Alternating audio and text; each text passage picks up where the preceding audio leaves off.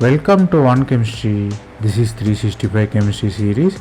Daily one question for you. Here isopropanol is given. You are reacting with PCl5 and ethyl alcohol and KOH. You have to find what will be the final product.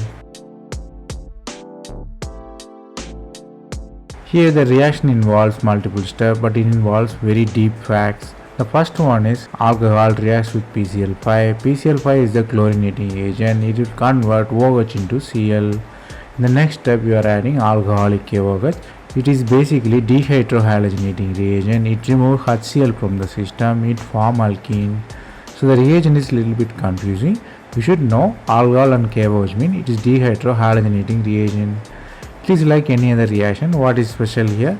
Normally alcohol donate H plus and form RO minus, but here alcohol behave like base OH minus to Cl minus. So OH minus is replaced by Cl minus. So it is like base substitution.